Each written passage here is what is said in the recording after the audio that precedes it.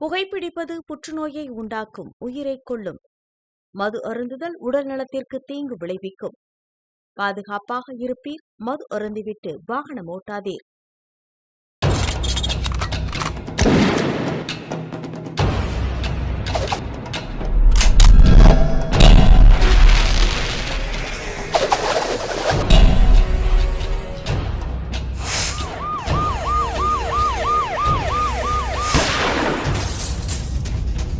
கோப்பியம், உண்மையும் பின்னணியும்.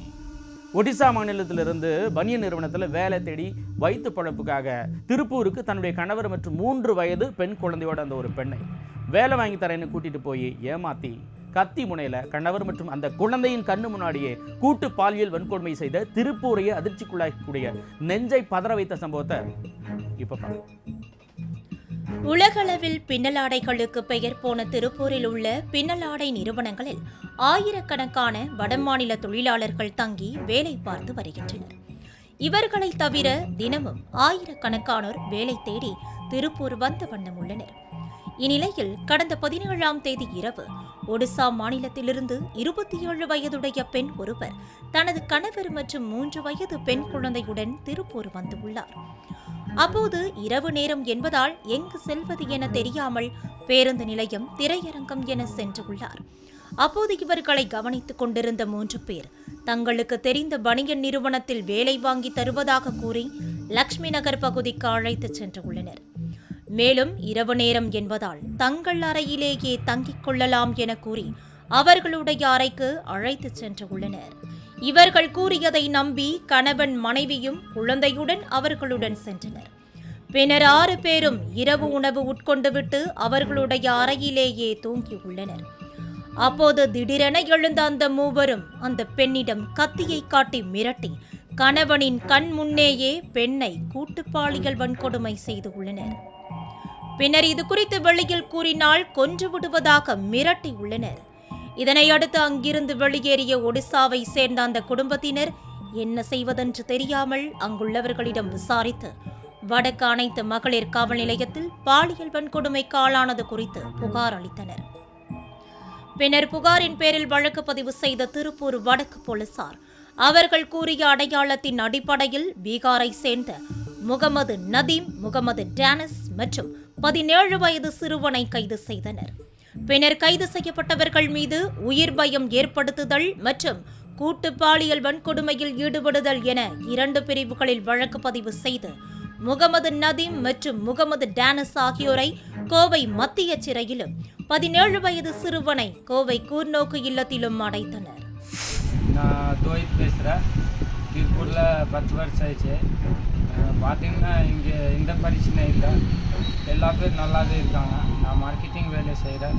திருப்பூர் லட்சுமி நகர். பார்த்தீங்கன்னா வீட்டு வெல்லிங் கார்டு இருக்குது, போயிட்டு வர இங்கே டெய்லி. எல்லா பேரும் நல்லா இருக்காங்க.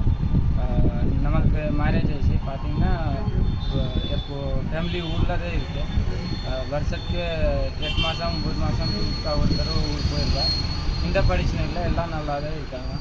மார்க்கெட்டிங் வர ஃபோன் பிரச்சனை இல்லை. ஃப்ரெண்ட்ஸில் நிறைய இருக்காங்க ஹிந்திக்காரு. இங்கே எல்லா பேரும் வேலையை செஞ்சுருக்காங்க ஒரு கம்பெனிக்கு. இந்த பிரச்சனை இல்லை. அதே மாதிரி பார்த்திங்கன்னா எப்போவுமே 2-3 பேர் கூட்டிகிட்டு வந்தோம். நல்லா தான் வேலை செஞ்சுட்டு இருக்காங்க.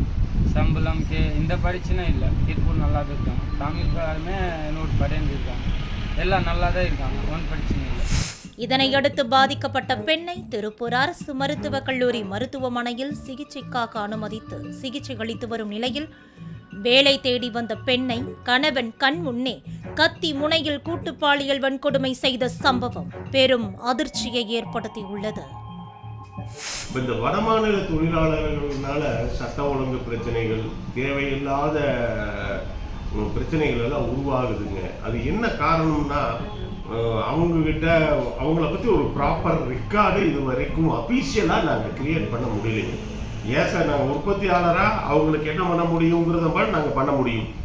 ஒரு ஆதார் அட்டையை கொண்டாந்து கொடுத்தாங்கன்னா நாங்கள் வேலை கொடுக்க முடியும், சம்பளம் கொடுக்க முடியும், இஎஸ்ஐ இதெல்லாம் தான் பண்ண முடியும். ஆனால் அவங்க குற்றப்பின்னணி அவங்களோட இது பண்ணுறாங்கன்னு எங்களால் சொல்ல முடியாது. அதுக்கு அரசாங்கத்தான் அதுக்கு ஒரு உறுதியான நடவடிக்கை எடுக்க முடியும். எங்களுக்கு தெரிஞ்ச வழிகளை நாங்கள் நிறையா சொல்கிறோம். எங்களுக்கு தெரிஞ்ச தொழிலாளரை பற்றியெல்லாம் நாங்கள் கவர்மெண்ட்டில் நாங்கள் கொடுக்குறோம். அரசு தமிழ்நாடு தொழிலாளர் நலத்துறை மூலியமாகவும் காவல்துறை மூலியமாகவும் எந்த தொழிலாளர் வந்தாலும் அவங்க கிட்ட தமிழ்நாடு தொழிலாளர் நலத்துறை கிட்ட ஒரு நம்பர் வாங்கி அவங்களோட டேட்டா பேஸை வச்சு ஒவ்வொருத்தருக்கும் ஒரு நம்பர் கொடுத்து இவங்களை தான் நீங்கள் வேலைக்கு வைக்கணும், அந்த நம்பர் இருந்தால் தான் வேலைக்கு சேர்த்தணுங்கிற ஒரு இது சட்டத்தை போட்டாங்கன்னா இதோட பிரச்சனைகள் நிறைய ஒரு 90% களையப்படுங்க. ரெண்டாவது, குற்ற பின்னணி உள்ளவங்களா இல்லையான்னு எங்கனால இப்போ ஒரு ஆதார் அட்டை கொடுக்குறாங்கன்னு நாங்கள் வைக்கிறோம், அந்த ஆதார் அட்டை உண்மையாக புயல் நாங்களே வெரிஃபை பண்ண முடியாது, அது அரசாங்கம் தானே பண்ணுவோம். எங்களால் முடிஞ்ச அளவுக்கு இதெல்லாம் பூரம் பண்ணுறோம். இப்போ யார் சந்தேகக்குரிய நபர் வந்தால் நாங்களே இன்ஃபார்ம் பண்ணுறோம். எங்களை கூட்டிகிட்டு வர ஏஜென்ட்டுகளுக்கு நாங்கள் கேட்டு தெளிவாக தான் பண்ணுறோம். இருந்தாலும் இந்த சட்ட ஒழுங்கு பிரச்சனை குற்ற பிரச்சனைக்கு அரசாங்கம் காவல்துறை தான் ஒரு தகுந்த நடவடிக்கை எடுக்கணும். இது இந்த ஸ்டேஜில் சரி பண்ணி கொண்டு போனால் குற்றங்கள் இப்பிருந்து தடுக்கப்படும், பின்னால் அது சுத்தமாக ஒழிக்கப்படுங்க. இதுதான் பண்ணணுங்க, அரசாங்கம் தான் பண்ணணும். கோப்பியம் உண்மையும் பின்னணியும்.